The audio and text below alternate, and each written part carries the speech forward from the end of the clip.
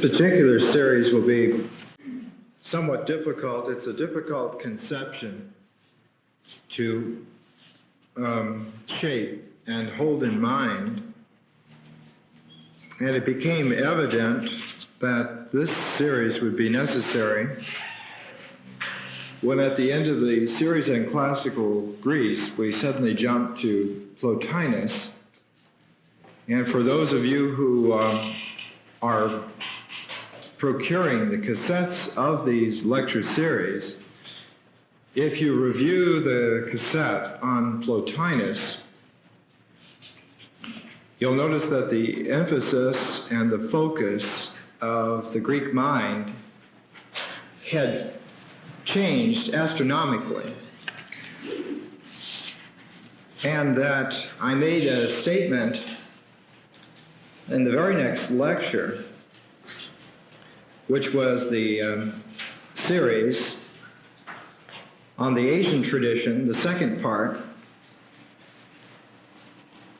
where the opening lecture was on Nagarjuna, the great Indian sage of the 2nd century AD, and commented how the Indian mind and the Greek mind had somehow come into harmony at some time from the demise of classical Athens and that time period, and that in fact some high watermark of human intelligence and spirit had been achieved and reached. So this series became apparent that we had to fill in, that it was too large of a jump to move from Plato to Plotinus, and in fact it is. So that all of this series, this entire history, falls in between Plato and Plotinus. 600 years, but 600 years in which the very structure of the mind was changed irrevocably. And I think that if there is a key to this system, is that our civilization seems to lie somewhere on this time-scale duration, replaying itself again.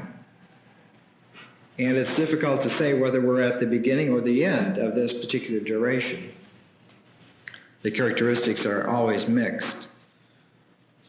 I would rather expect from myself that we're at the beginning because of the nature of the integration happening in our own time, whereas external critics, or cynics, more properly termed, who view current history and potentials of man from the external only, see us rather at the end of this cycle, that is, the close of Roman power, rather than the beginning of the brilliance of the Alexandrian world synthesis. I, of course, take the other tack. I think it's better to look inside. If there is some general key, it is that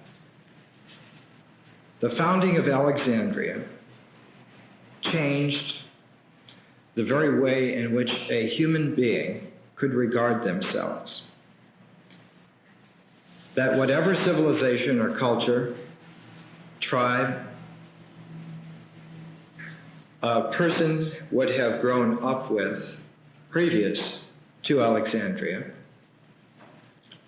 they saw themselves in terms of a parochial history and development. They were a member of this or that family. They were a member of this or that kingdom.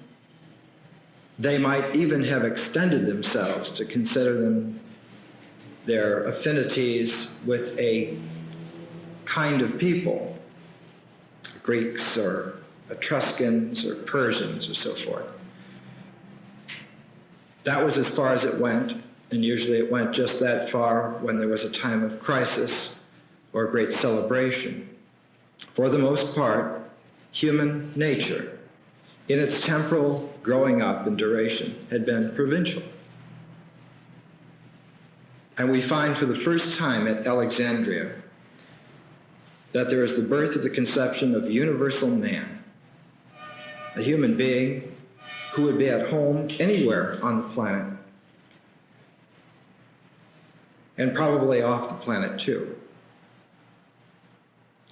So we start this evening trying to delineate the beginnings of this conception.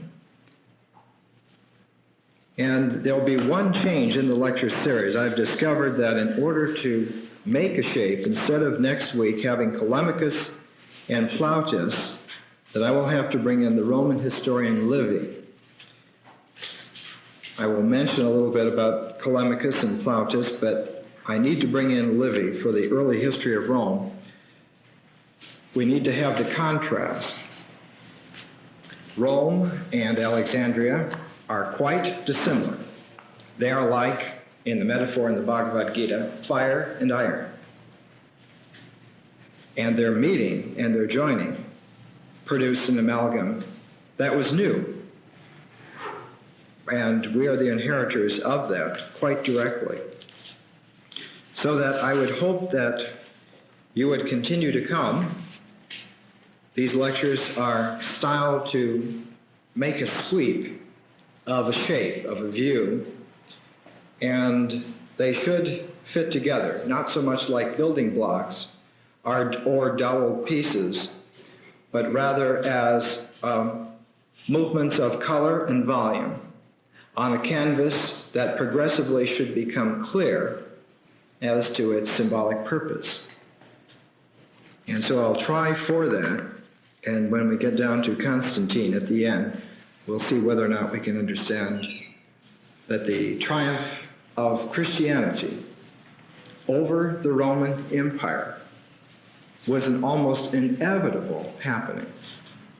It was as if the spiritual roots had led to that plant, that blossoming, from the very first, almost as if it were completely and totally planned. So we'll begin tonight with the beginnings of Alexandria. The figure, of course, who looms largest is Alexander himself, for whom the city is named. And we've done a lecture on Alexander. It's available on cassette.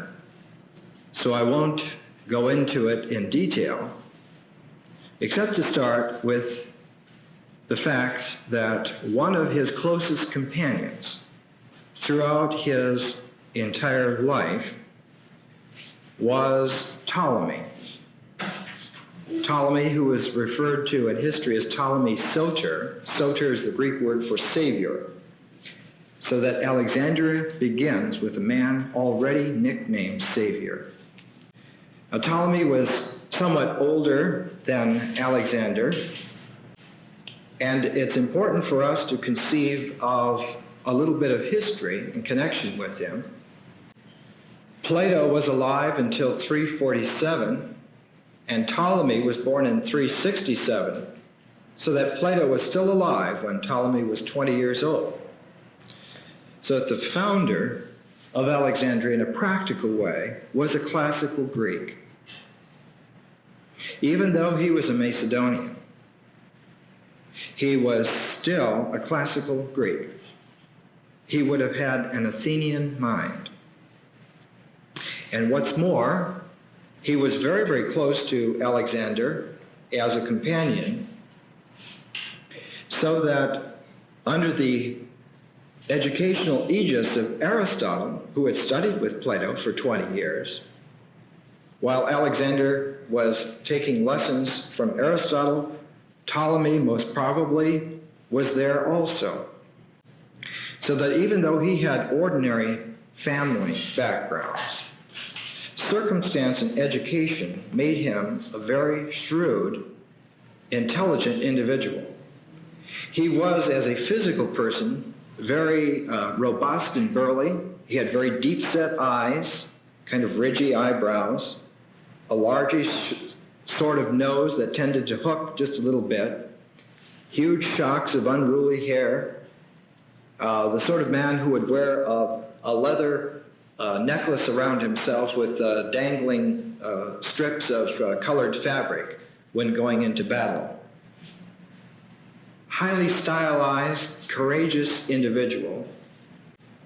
And Alexander, of course, when he was being suspected by his father, Philip II, of perhaps starting to fudge toward the kingship, was reprimanded, and his closest friends were exiled, and Ptolemy was one of them. And within a year, with the assassination of Philip, Ptolemy was back at Alexander's side. And from the very beginning, Alexander's first campaigns in Europe, before he even began to move toward Asia, Ptolemy was already a distinguished general with Alexander's army. So that by the age of 30, 31, Ptolemy was considered by Alexander to be his closest personal associate. He felt closer in a military strategic way to some of the older generals, Parmenion, Antipater, and so forth, but Ptolemy was his closest best friend in the way in which men who go out consistently month after month to fight and die together become close and talk about any and everything, and having shared a great, fantastic educational opportunity with Aristotle, they were intellectual visionaries and clear-sighted empiricists, as well as being warriors. So that the term Hellenic warrior king really applies to individuals like Alexander and Ptolemy. When it occurred to Alexander that only his death would take away the tremendous empire that he was trying to instate in the world, and it was not just a geographic empire, but it was the development of a single world with one integrated culture from end to end, and the Greek word for it was ecumene. Ecumene, O-E-C-U-M-E-N-E, ecumene. And by this, Alexander meant to bring together all the disparate strands of human history and potential and make a single fabric. Ptolemy also shared this vision from youth as if it were the most natural thing in the world, and that their continued success, battle after battle, empire after empire, as far as they wished to go, was just proof positive confirming the fact that they were the ones to do it.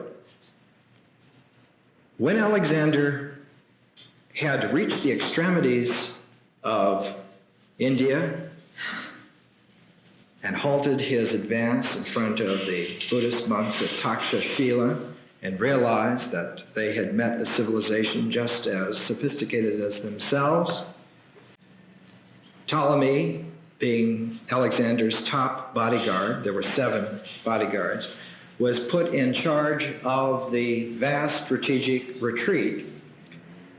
Not so much a retreat from having been defeated in battle, but a going back to the center of the empire because they had found the ends of the earth. They had found a civilization quite as sophisticated as themselves, and no need for force of arms to proceed. Ptolemy was put in charge of the Greek fleet, the huge boats that they had made, and they came down the Indus River, down to the Arabian Sea, and all the way back as Alexander began to suffer from the illness that finally he would die from. The talk was of next going completely around Africa, sailing around, and maybe carrying on the ecumene to distant shores, crossing the great waters. And this kind of conversation was still ringing in the spirit of Ptolemy, when Alexander died suddenly, and after the great funeral procession in Babylon, the generals of Alexander's army got together and held a council in Babylon to decide what was to be done with the ecumeny, with the empire.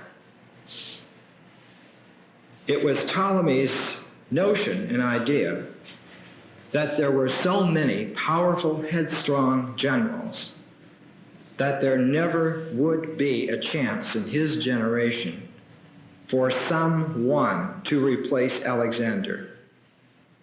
Why? Because they, talented as they were only men, whereas he believed that Alexander had actually divine heritage behind him. He believed in this. So that he insisted that the top generals take sections of the empire called satraps. And these little kingdoms, actually they were quite large, would be portioned out, and they would maintain some kind of a communication between them in terms of the Greek culture. They would have a common language. They would have common marriages at the top levels between them, and they would begin to have a chance to evolve towards some generation further on down the line that could maybe bring the empire back into physical manifestation again. This was the view that finally obtained and held, and the kingdom that fell to Ptolemy was Egypt. Because Egypt was the most secure base from which any one of these generals could protect himself for a long duration of time. And it proved to be the case. Ptolemy was extraordinarily sharp in this capacity. Egypt was capable of producing an excess of food commodities, an excess of agricultural crops like cotton and so forth. It was isolated enough by the Mediterranean Sea and by the deserts so that it would take a tremendous army to push across. And if some well-organized Greek army, fortified with the population of the indigenous Egyptian people behind them, could hold them off, no single individual, and perhaps no collection of individuals, could invade Egypt. So Ptolemy took this tack and stance and moved himself to Alexandria. He originally thought of positioning the Greek, let's use a metaphor here, the Greek nervous system put on the Egyptian body. He originally thought that he would position it at Memphis, which was near contemporary Cairo, where the Nile begins to branch out into the delta. Down the Edda branch, the Edda branch, Alexandria is up here. Memphis is right about here. The Great Pyramids in modern Cairo here. But he had in his mind not just the idea of taking over Egypt and putting a Hellenic nervous system on the Egyptian body, but his long-term conception was to reunite the Greek world again at some time in the future. So he located the center in Alexandria, which would be completely asymmetrical and off-center as far as Egypt was concerned, but which would give him a view of the world from its true center, right on the Mediterranean, capable of sailing directly across to Crete or Cyprus or Sicily or what has become Palestine or further along the African coast, so that Alexandria was positioned so that it was able to be defended very easily, and yet one could move out from Alexandria very, very quickly. And of course, the historical development showed this design of Ptolemy. because he not only took Egypt, but very, very quickly, the Aegean Sea became a tug-of-war playground for his ambitions, and he also held the cities of Athens and Sparta, which by this time were not so much power centers, but were traditional geographical elements in the Greek world. If your kingdom contained Athens and Sparta, then you were very close to being legitimate. And if you had a few other places, like he went out of his way to befriend the Rhodians, who were great sailors, and Rhodes, of course, was a great trades crossroad. He also held the cities of Tyre and Sidon on the Phoenician coast, so that Ptolemy from Alexandria was not on the edge of Egypt, but was in the center of the Hellenic world. And very, very, very quickly, the perspicacity of Ptolemy paid off.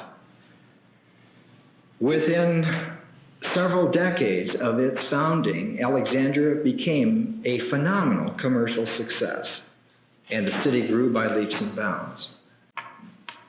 The laying out of Alexandria, I have to bring this in. This will be an interesting. When Alexander saw the site, he decided that he himself would begin laying out the lines of the city with cornmeal. And after they had spread a number of long lines of cornmeal, an enormous flock of crows came and consumed this cornmeal. And Alexander, who had very large eyes, in complete shock, was staring, wondering what this foretold, when all of the chief advisors and priests and so forth, not wanting to curry royal disfavor, decided finally that it meant that Alexandria would feed the world, and that this was a sign to go ahead with it. They did, and they did. Ptolemy Soter, as he set up Alexandria, made sure that this would be a royal capital city from the start. It's almost, I think, in our experience, that San Francisco would be about the closest kind of analogy. In 30 BC, when the Romans took over Alexandria from Cleopatra officially, the geographer Strabo said that fully 1/4 or 1/3 of the city of Alexandria was the spread of the royal palaces. So you just have an idea in your mind of the absolute grandeur of this place. He made sure that the museum, which was being built there, would contain facilities for scholars and artists from all over the empire to get together and to know each other and to live together. They had a common eating ground, mess hall. They had common sleeping quarters. And very nearby, the great library of Alexandria was being amassed, not just with the books of the time, but with the originals, all of the manuscripts, which were being bought up. And believe me, Ptolemy had plenty of money from all the crops that they were growing and turning out. Egypt was a very fabulous land. The image is that Egypt was like the Midwest of the United States. It could feed the world. It was just fantastically capable.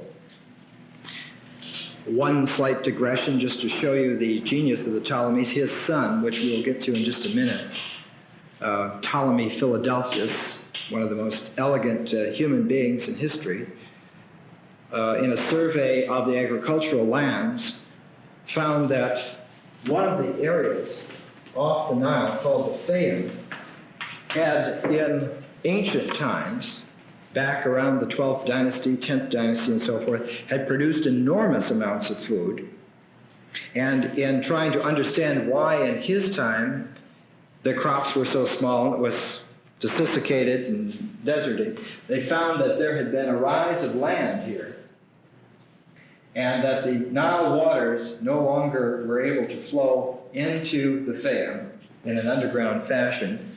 So Ptolemy Philadelphus cut a series of canals, and this enormous valley, somewhat like our San Joaquin Valley, only instead of long, bulbous, was turned back into fertile land. And it was just miles and miles and miles of crops.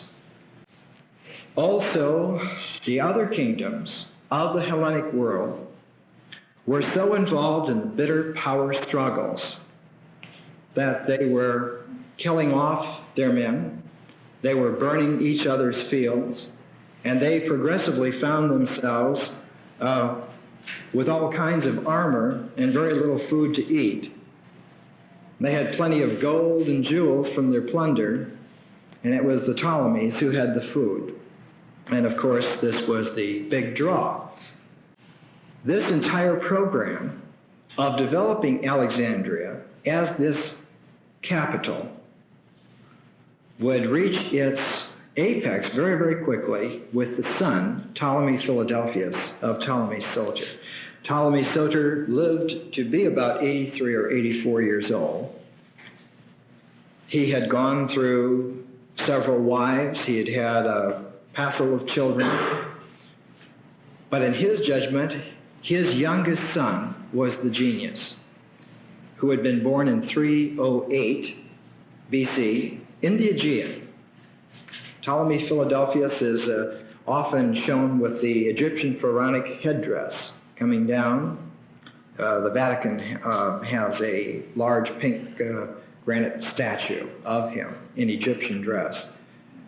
But Philadelphus was, in fact, a Greek, born in the Aegean on an island. And when he was 22, his gnarly old father realized his talent and capacity and brought him in as co-regent. And to prepare that ground, because Ptolemy, like a great general, moved pawns before he moved his bishops, made the mother of Ptolemy Philadelphus the official queen of Egypt and built monuments for her. Berenice was her name, not Bernice, but Berenice. And so one looks at a map of Hellenic Egypt and you find Ptolemaics all over the place and Berenices all over the place. Philadelphus is one of those grand individuals who comes along every once in a while with the capacities to not only integrate, but to hold it in a crucible so that the essences of the integration can distill and can be had. And if the vigor and healthiness of Alexandria is due to the father, the son, the second Ptolemy, brought in the mystical current which became the hallmark of the Alexandrian mind. The mysticism of Alexandria was ecumenical in the sense that Ptolemy was acquainted with the entire known world of the time. When the Buddhists held a third convention in India, Ptolemy Philadelphus sent emissaries from the city of Alexandria to represent them. When the Romans would hold religious festivals, Ptolemy would send delegates there. He was acquainted with the whole broad swath from Spain to China of the known world. And in his view, what his father had started with Alexandria was not only worth doing, but doing in spades. And so Philadelphus began to refashion the original conception of Alexandria about 100-fold. He just opened up the whole conception. For instance, he realized that in order to educate a cosmopolitan population, that you would have to have facilities that had never been engendered in a city before. One example is he created the first zoo. He imported odd and rare animals from all over the world, way down in Africa and way out in Europe and from India and from Central Asia and so forth, and brought them all and made this enormous zoological gardens in Alexandria to show, yes, the variety of life. He was the one who realized that the cult of Serapis, which his father had started, would have to be spread across the entire Hellenic population. I should give you a little background on Serapis. Ptolemy Soter realizing that if the Greeks were going to have to join with the Egyptians, there would have to be a religious interface. The Egyptians, a very religious people, probably the oldest continuous religious consciousness in the world. And it was a custom of pharaonic Egypt that the new pharaoh would promote a chief god from out of the whole pantheon of possible gods from their own home ground. It was a custom. Everyone would expect it.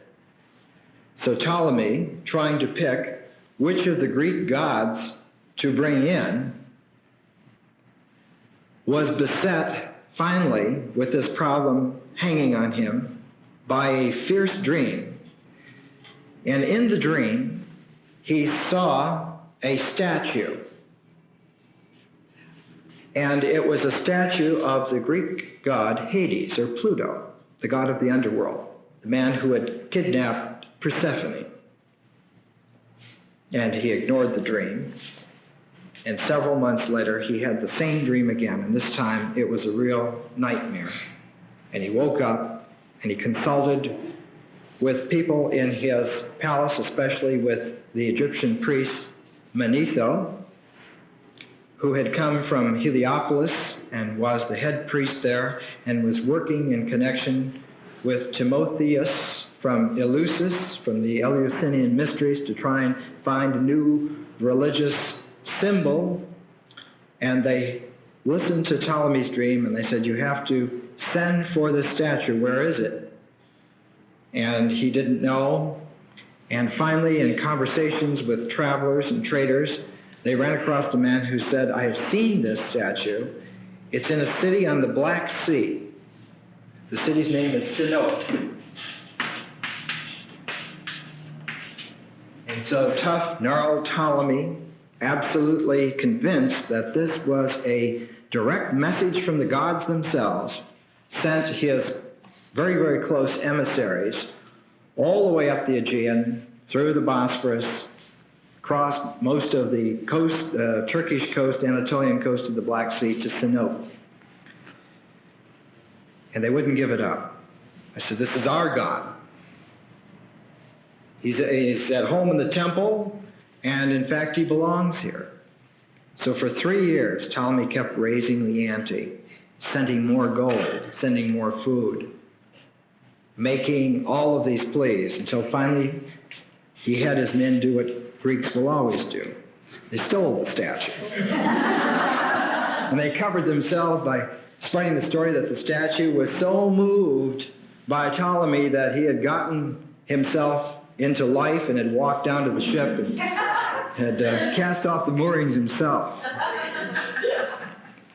So this wonderful statue of Pluto arrived with great ceremony and pomp into the harbor of Alexandria. There were 2 harbors. They had made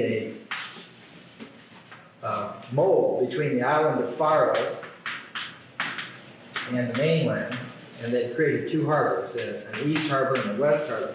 They arrived in the east harbor, and the libraries and museums and palaces and everything was along in here. And in front of the whole population of Alexandria, done up in his wonderful robes, Manetho came out and pronounced this to be the god Serapis. He said, this is the one.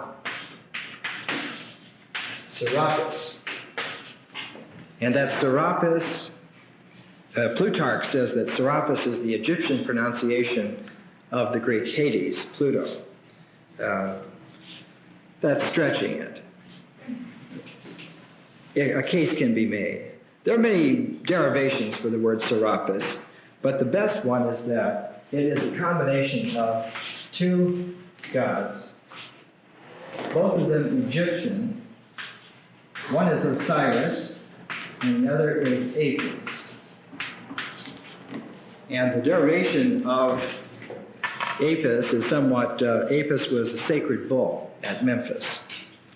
And Osiris, of course, was the Egyptian god of resurrection.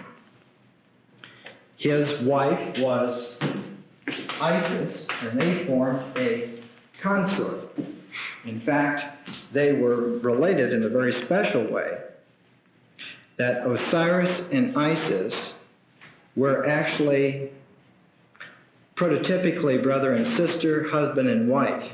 They were that kind of a duality, which in the Greek term is theoi, or gods, adelpha, which means brother gods, using the masculine tense and gender to just designate that there are two aspects of a primordial unity, that they are only apparently disparate, but in fact are from a unity. So that Osiris and Isis form a unity. This, of course, goes back to Egyptian history and religion, and so impressed Ptolemy Philadelphus that he finally took as his second wife his own sister named Arsinoe. Arsinoe II, who was an extraordinarily intelligent woman, very, very capable, and actually just lived a few years, about 10 years or so, after the marriage. But the marriage was a religious manifestation of this theoi adelphoi, the brother gods of Osiris and Isis. And the basic tone, and I'll read you some material in just a little bit. The basic tone of Osiris is that he is a sun god who keeps his unity not only during the day or not only during the manifestation period of life, but after the sun sets and goes down under the world, in the underworld, still keeps its unity. And even though his body is torn apart, he is dismembered, fragmented, his other half, who keeps the unity alive in the meanwhile, goes around and recollects his fragments and puts them back together, and Osiris is resurrected whole. That he was only apparently dismembered and fragmented, and that this is a mystical secret of everlasting life, that these vehicles are but fragments that break because of their nature, but have nothing whatsoever to do with the inner spirit. So that this notion of Osiris being a continuity of the spirit was a forerunner of Serapis. What does this have to do with Hades? Hades, or Pluto, is the god of the underworld, of the afterlife. And progressively, the Greek mind began to understand the underworld not as a dead end at all, very much in the Egyptian way. They began to see that it was a phantasmal illusion to think of death as an end, or as a negative, or as a darkness. That burying a body in the ground doesn't make the spirit part of the dirt, has nothing to do with it. And we find even as early as Homer, where this original Greek conception, actually based on a perceptual yogic quality of insight, Homer already sees the underworld as being like we are, except fading away. the asphodel fields fade away. And what are they fading away to? They're fading away not to nothingness, but they're fading away to a transparency. And that once it reaches the quality of a transparency, man's spiritual vision sees through the illusion, through the afterlife illusion, to the eternal life, so that death becomes progressively less and less of a threat, less and less of a nightmare, less and less of a physical counterpart to the granite blockiness of existence or its termination, and more of an ever-flowing quality of endurance. And so, when the Alexandrians appropriated Pluto, the god of the underworld, they appropriated him with this mystical insight in mind. And when Manetho confirmed that this was, in fact, Serapis, it was, in fact, stressing this entire transcendent quality to the afterlife in the underworld. And not just this, but another thing. The statue of Pluto was covered with a compound which was made out of cinnabar. Now, cinnabar in classical times was called synoptic earth because most of the cinnabar in the Western world came from that Anatolian highland region. They hadn't yet had trade with China, and China became the source of cinnabar somewhat later in history. Synoptic earth was cinnabar. And cinnabar, of course, is the alchemist's compound, because mercury can be processed out of the sulfate, which is cinnabar. And cinnabar, when it is ground up and amalgamated, makes a perfect covering for a statue, because it is hard, and it will take finely detailed carving so that you can make an exquisitely detailed statue. Now, the statue of Pluto that was brought from Sino to Alexandria had a very peculiar quality to the facial expression. The statement in classical antiquity was that Serapis was a weeping god. But that's somewhat sophomoric. It was rather that his face showed the pathos of existence in his expression, so that it was not just a mask of feeling tenderly about existence and living life, but he really did understand it. And yet the body posture showed the lightness of joy, so that the gracefulness of the physical form and the symbolism of its attributes, which I'll get into a moment, combined with the pathos on the face, showed that the sorrow of life is a misplaced feeling, tone, and that we should bear it with grace and joy and dignity. It shows our humanity, but it in no way reflects the true condition of the spiritual reality.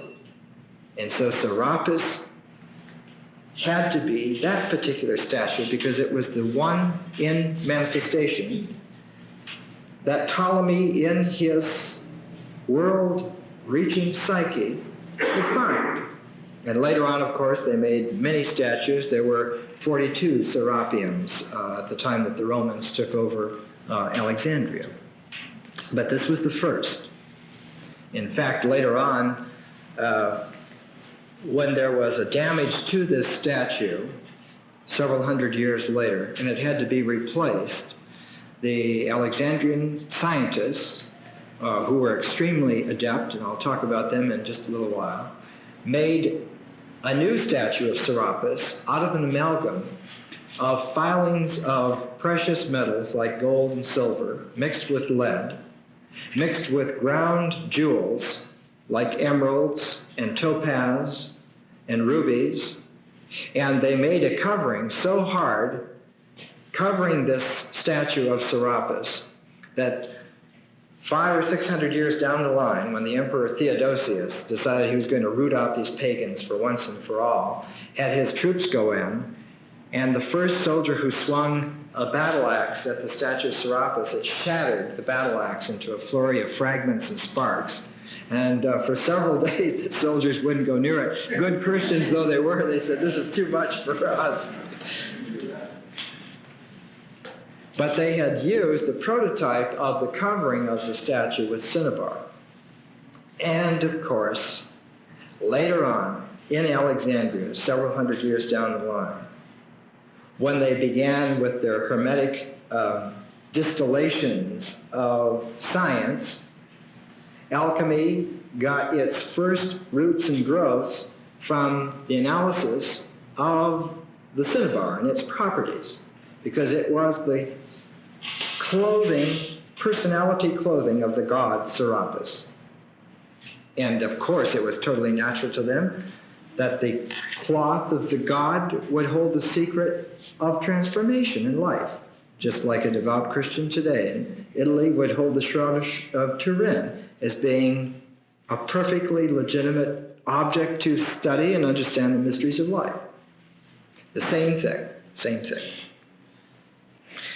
So that the Alexandrians, with the development of the cult of Serapis, it had begun in Memphis, and Manetho was able to write the scenarios of the rituals and so forth, and with the help of this man from Eleusis.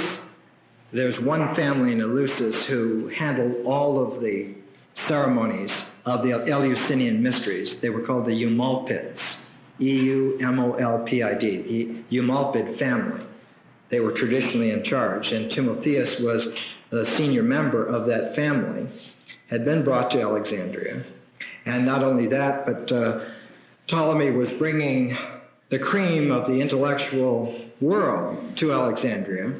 And the first person who was cured by the miracles of Serapis was a very famous poet named Demetrius of Phaleron. And he had gone blind. And in making his pilgrimage to this new statue just installed in the Serapeum in Alexandria, he was cured of his blindness. And because he was a very great poet at the time, wrote tremendous hymns about this event.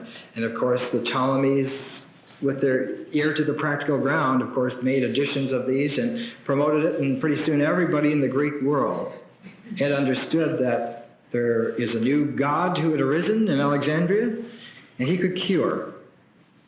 The process of curing, incidentally, was termed incubation.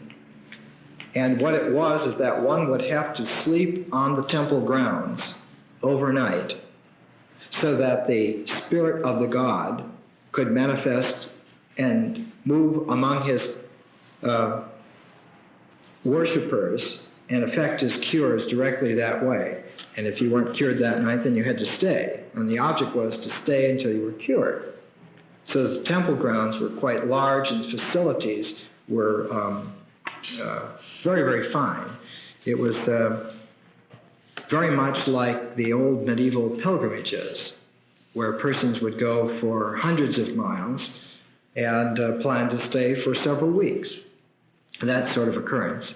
The Temple of Serapis, incidentally, was in the western part of Alexandria, in a suburb named Rakotis. And Rakotis, later on, had a very large Jewish population.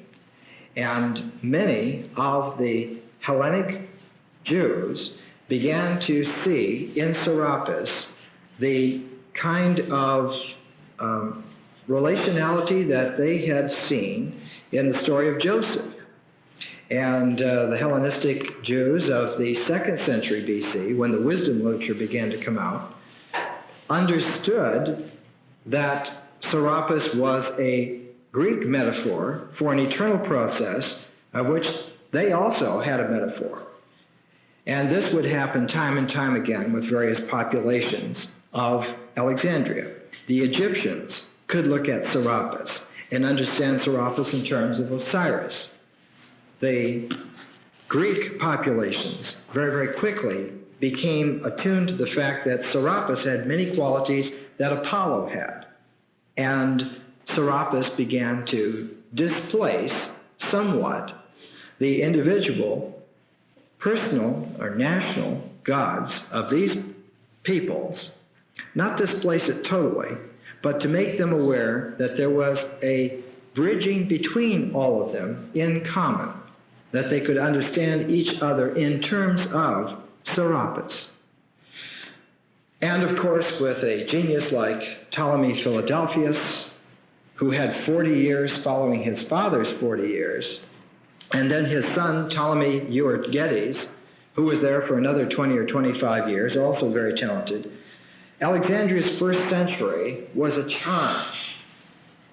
And it grew in population, it grew in wealth, it grew in position, so that Alexandria became a second flowering of Greek culture and actually displaced for about 2 centuries any mainland Greek city, Athens or Corinth or any of them. This development, of course, made Alexandria a tourist paradise, and as soon as the Hellenic wars died down a little bit, after a while they got tired of pushing each other with huge armies, and it got to be skirmishes. And in fact, the Ptolemies set a great example. Ptolemy Soter, near the end of his life, realized that it was much easier to marry off one of your daughters to the son of some king, and then it was harder for him to get up an army to come and hurt you because you were related. So with Soter, and then later on with Philadelphus, they took the tack that it's better to bring your enemies into the family. And they did that many times. And in fact, the incident that convinced Ptolemy Soter of this capacity, he engendered one of the largest fleets that had ever been seen, nearly 200 ships, had sent it in war against Cyprus, had lost about 170 of these ships.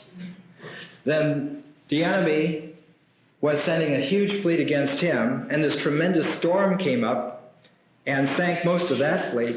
And here Ptolemy began to realize that maybe there was something else. Maybe he better believe his own propaganda, that there were other forces at work in the world at this time and not just military power. And of course, it proved to be a godsend, because Alexandria set a tone of kindliness and intelligence for the entire world at that time, from India to Spain. Now, I have some quotes in here that I should give you. This is from Plutarch's Isis and Osiris. Plutarch was a Greek writing in Roman times, about the 2nd century. This is his account of Ptolemy Soter's dream about the statue. Besides, Ptolemy Soter saw in a dream the colossus of Pluto that stood at Sinope, though he knew it not, nor had ever seen what shape it was, calling upon him and bidding him to convey it speedily away to Alexandria. And as he was ignorant and at a great loss where it should be found, and was telling his dream to familiars, there was found by chance a certain fellow that had been a general rambler in all parts. His name was Sosibus, who affirmed that he had seen at Sinope such a colossus as the king had dreamt of.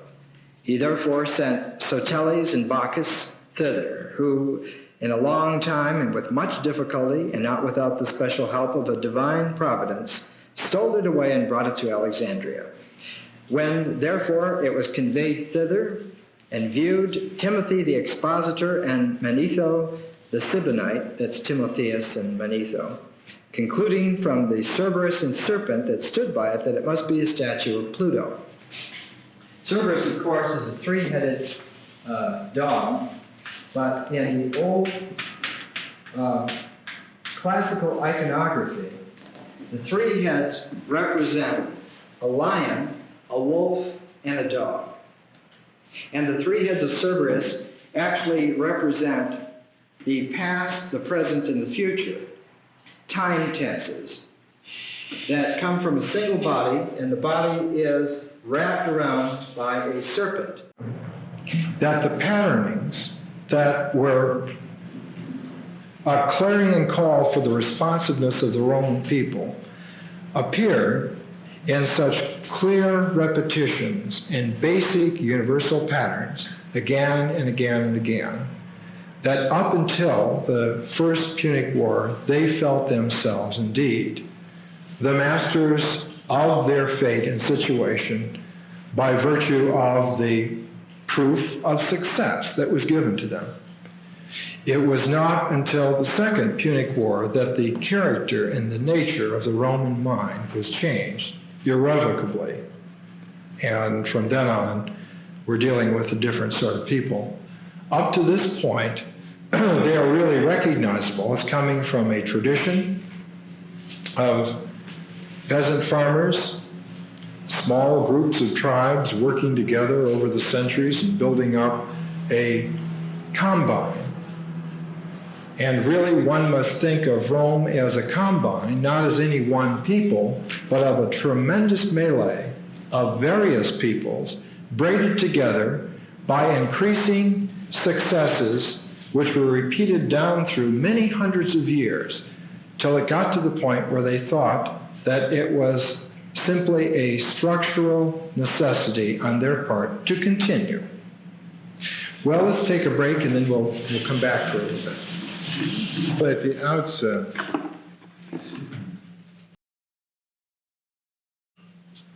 I was unable to find the appropriate inscription from Callimachus, but I have Catullus's imitation of him, just to give the flavor. We haven't much of Callimachus. We give you this, and then I'll go into the background somewhat. Then Venus, that among the various lights of heaven, not only should the golden crown taken from the brows of Ariadne be fixed, but that I also might shine, the dedicated spoil of Berenice's sunny head, me too, wet with tears, and transported to the abodes of the gods, me, a new constellation among the ancient stars, did the goddess set. For I, touching the fires of the Virgin and the raging lion, and close by Callisto, daughter of Lycaon, move to my setting, while I point the way before slow Butes, who scarce late at night dips in deep ocean. But though at night the footsteps of the gods press close upon me, whilst by day I am restored to gray Tethys, under thy sufferance let me speak this, O Virgin of Lamnis. No fear shall make me hide the truth, no, not even though the stars shall rend me with angry words will I refrain from uttering the secrets of a true heart.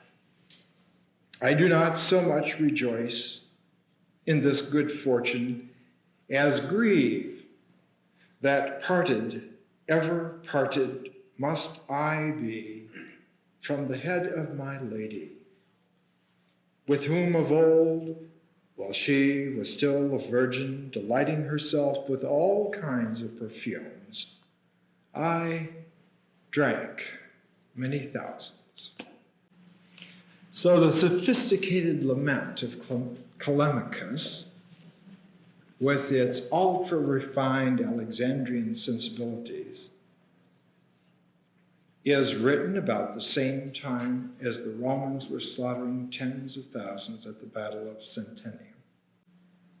And it's a peculiarity to flit from Rome to Alexandria at this time period, because the contrast in civilization is literally 1,000 years of sophisticated, clever development. And it's been observed many times that if one were to have taken a survey of the ancient world in 300 BC, you wouldn't even have included Rome in the possibilities of having taken over the great Alexandrian ecumenity, the great world empire, the universal cosmopolis. It just wouldn't have been conceivable. And then, 100 years later, there was no competition whatsoever. Rome was hands down the greatest power in the world, and it was just a matter of inevitable conquest, area by area. So that the 3rd century BC, in terms of trying to understand patterns of history, is a monstrous problem. It's a puzzle. How can this be? And I think the only way to really seriously regard it is to understand that the sophistication of the Hellenistic Mediterranean had reached a point where they had literally frozen themselves into an equilibrium, afraid for anyone to get any kind of hegemony. And because the center, the spiritual center of Greek culture had moved so far to the east, it left a vacuum in the western part of the Mediterranean. And the only real growing, even though constantly slow growing, protagonist on that western field of action was Rome. The Gauls, the Celts, were never interested beyond the momentary plundering or the fortifying of a single tribal area. The Etruscans faded back into the misty realms of history. The other coasts along the Adriatic, Illyrium and so forth, were really devoted to piracy. It was only the Carthaginians and the Romans that had a chance.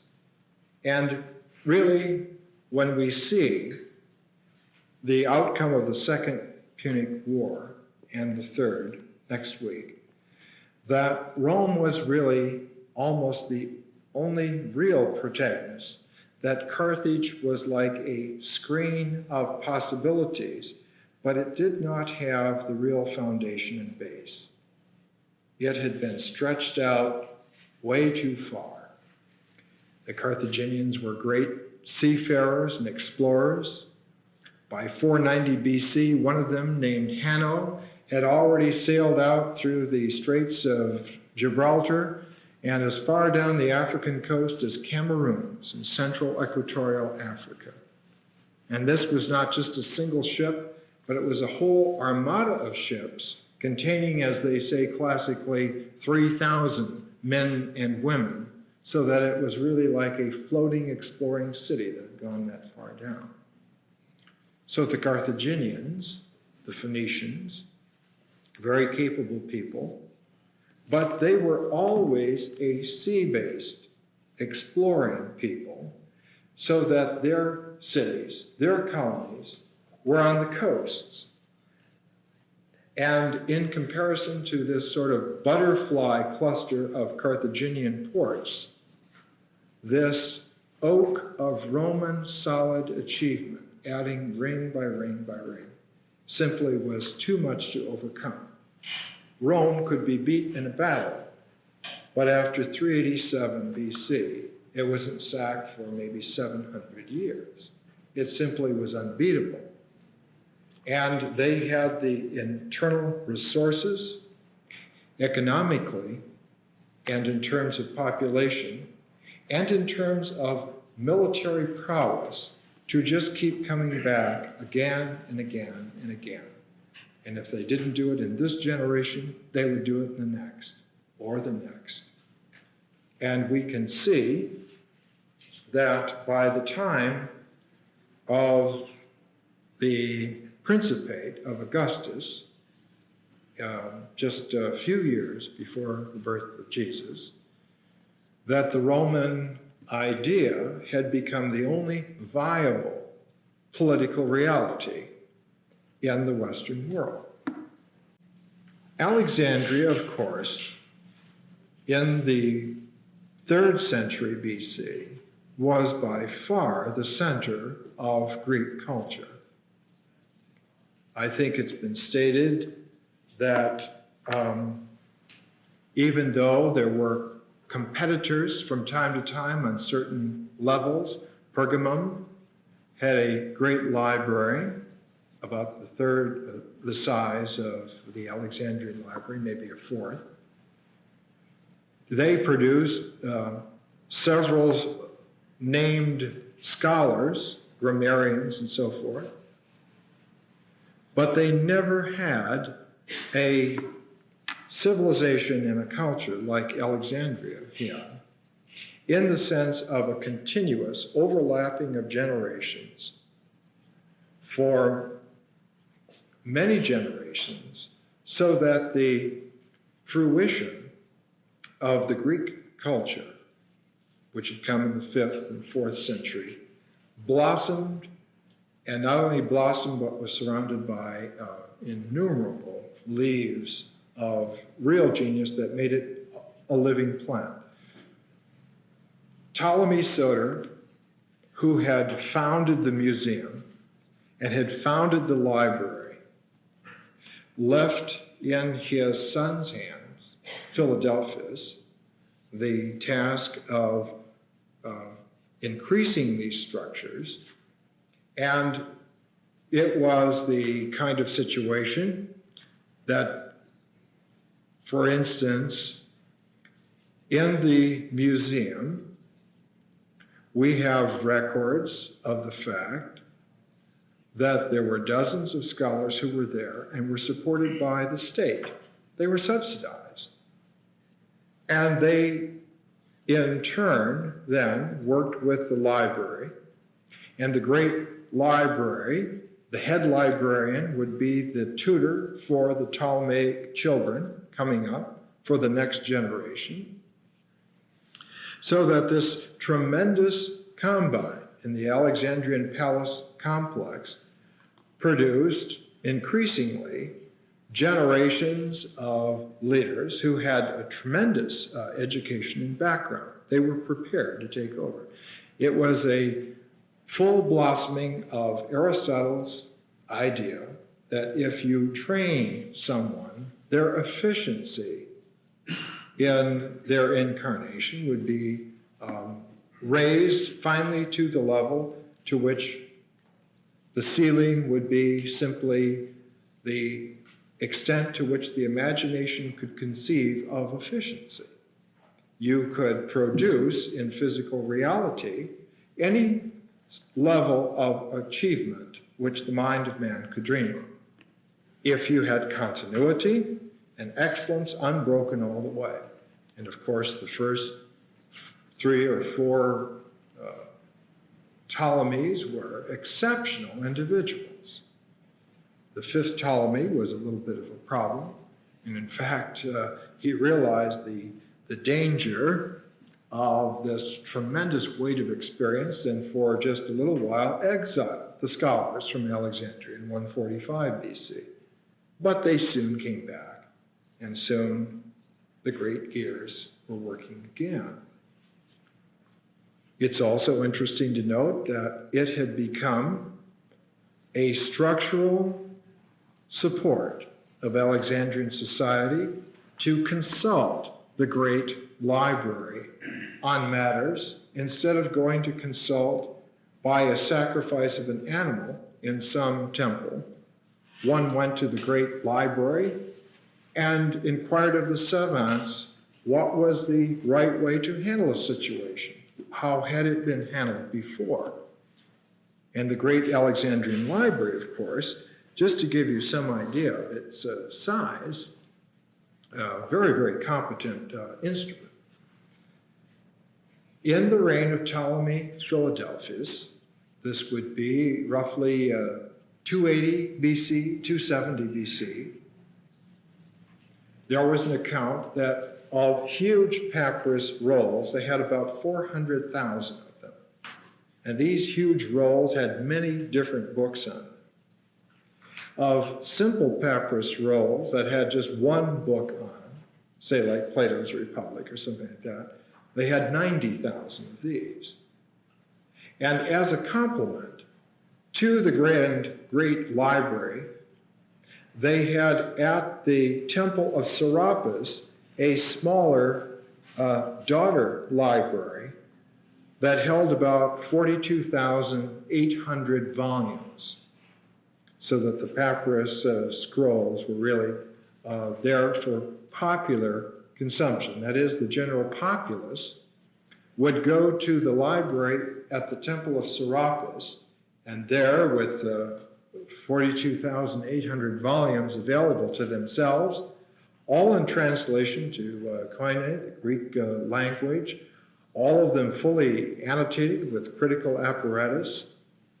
The personages of Alexandria, or any of the traders who were coming through, and Alexandria was a great crossroads, could see that this was part of the boon of the god Serapis. Not just to restore to health through the process of incubation, of sleeping in the temple, but that knowledge, wisdom, Athena's brilliance itself was here writ out in detail, to be consulted in detail through the process of what we would call scholarship today, I think, or education, really.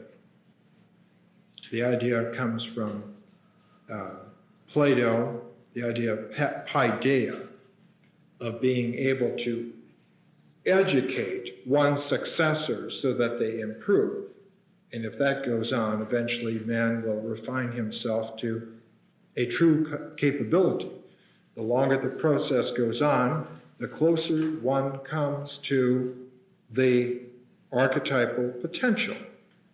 So that the process of paideia is one of educating to the level of a divine insight through information, through its process. The library itself, the great library, was really off limits to most individuals, except for scholars.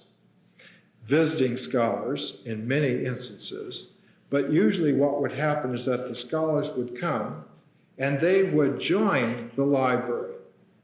They would live there, they would take their meals there, there would be free concourse between them, there would be lectures in halls open to the public of the scholars, but not so much the general public. And on the inner circles of the library, those who were tutors to the Ptolemies, all of the great structures of learning from the past, Greek and Egyptian, Indian, no matter where it had originated, they had everything except the civilization of China. Everything. They had all the copies of all the books that were available. And they were all translated into one great language, and then they were digested by generations of scholars poring over them. The great example, of course, the two-legged pedestal upon which the Greek vision has always rested, is Homer, the Iliad and the Odyssey. And all of the head librarians of Alexandria, the first 6 or 7 at least, all produced grand, great editions of Homer, each one trying to outdo the other.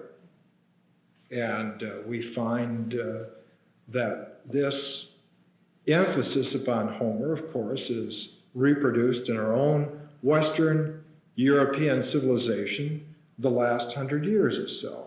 Our whole idea of scholarship and critical editions and everything really reborn from the old questions of Homeric scholarship, which were reborn again largely in Germany in the 19th century, and finally in England in the early 20th century, and so forth.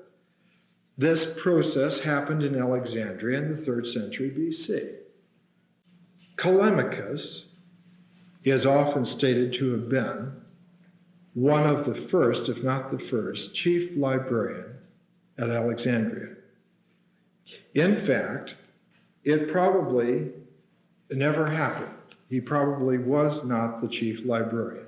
A certain Zenodius, I would think, was the chief librarian at the time. But Callimachus had a more important job. He was assigned by Ptolemy Philadelphus to be the cataloger of the library. And you have to realize that the first generation that went in there, like Callimachus, sophisticated though they were, had not yet set up the library. And they had, as some of the fragments tell us, heaps of scrolls everywhere throughout the city, which they had to physically bring into the grand library as it was being finished, and it had to be put into some sort of an order. And to take this enormous tidal wave of information, which spanned the learning of the entire known world at that time, took a feat of superhuman genius. And it was Callimachus who cataloged the Library of Alexandria. He spent his entire life at it, and he annotated his cataloging and his procedure in a series of books, pinakes. It's Greek for tablets. And what they were outline lists, organized, placing all the knowledge of the known world into patterns or worlds of meaning, and showing that all of the scrolls that go along with this referential diagram are here, this room, and that room, and this place, and so on. So that you have a phenomenon, really, of one man studying up the British Museum, for instance, of just going through all of it, reading it all, in the sense of knowing what was in every, dare we say, damn scroll, and then writing a short précis on who this was that wrote this, what this was in here, and then collecting all this together and ordering it into structures of reference and information.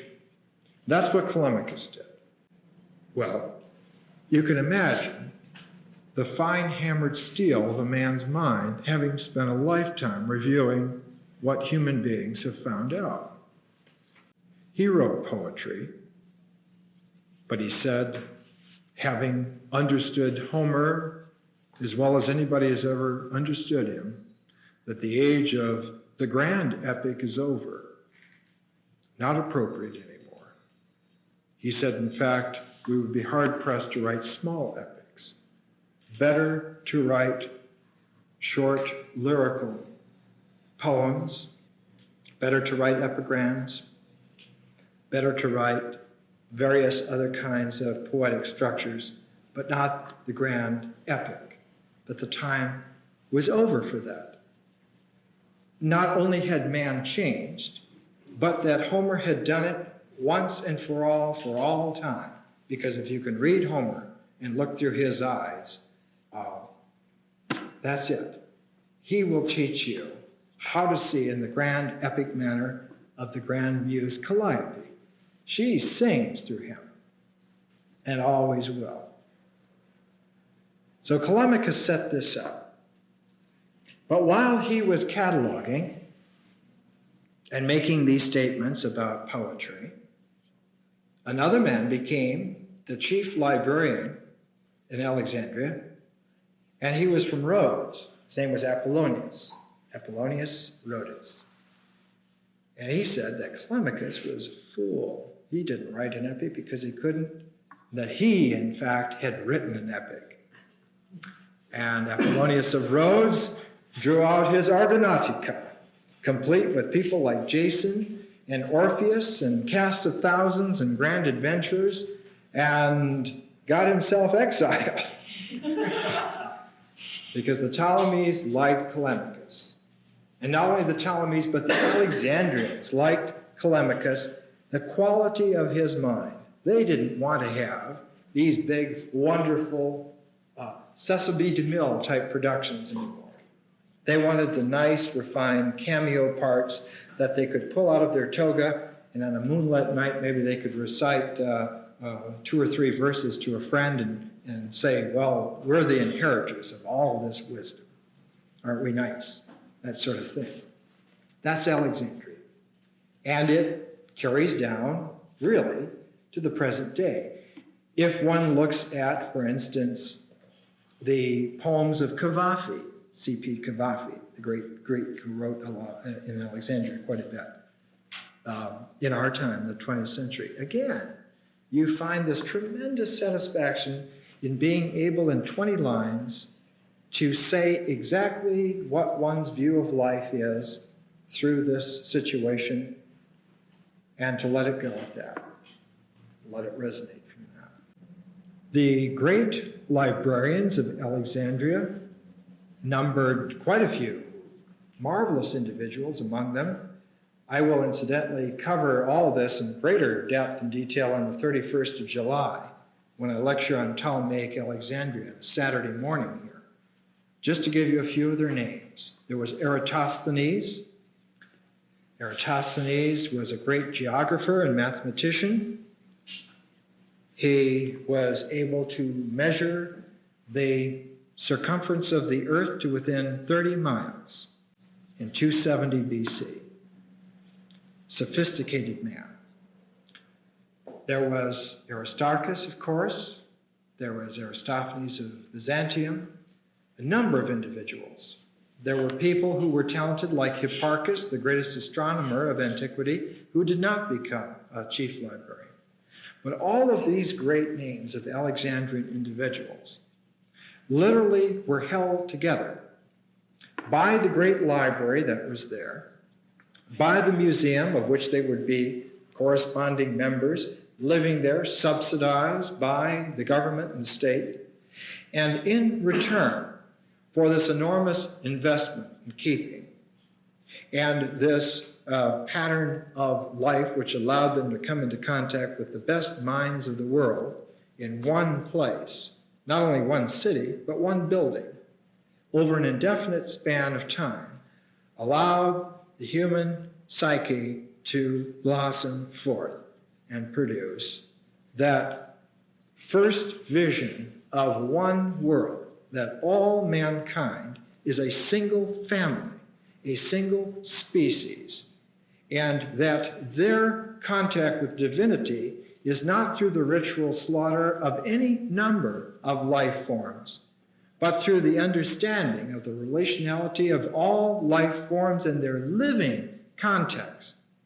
And Ptolemy Philadelphus, in order to ensure that this understanding would not go astray, had put in the Serapeum, alongside of the statue that had been brought over from Sinope, of Pluto, of Serapis, a huge cage-like structure that had living birds and living plants and living animals, so that one could see that Serapis was the god of life, in particular of life relationality in its total, and that man's sacrifice was to devote himself assiduously away from the materialistic conquest of others to the divine plan of understanding the all in its living manifestation and in its total exfoliation. And this was the clear message of Alexandria, and this was the culture that increasingly Rome was to come into contact with.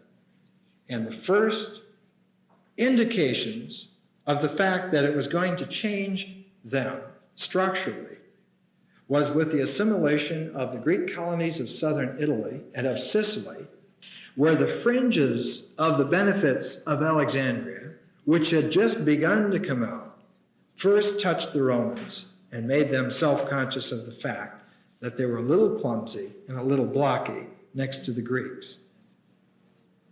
This whole direction would have a culmination 200 years down the line, when the Romans finally reached what they thought was an apex of their sophistication and their power with Julius Caesar, and came into direct confrontation with Alexandria and the personage of Cleopatra. And that grand story, when we get to it, of Caesar and Cleopatra, is not just a man and a woman, but it's these two cultural types, these two incarnations of the way in which man manifests divinity came into conflict. And we'll see, I think, at that time, some amazing things. Well, next week, the great story of Hannibal and of Scipio Africanus, the great mystic, religious man who found himself in a position as the consul, the head of the Roman legions at a time of absolute desperation.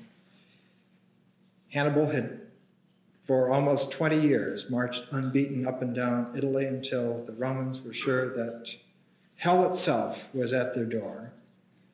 And then Scipio came through with a series of movements and plans that were just astounding and changed the history of the world. We'll see that, and I hope I'll be able to get that all within 2 hours. I don't know. We'll see you next week.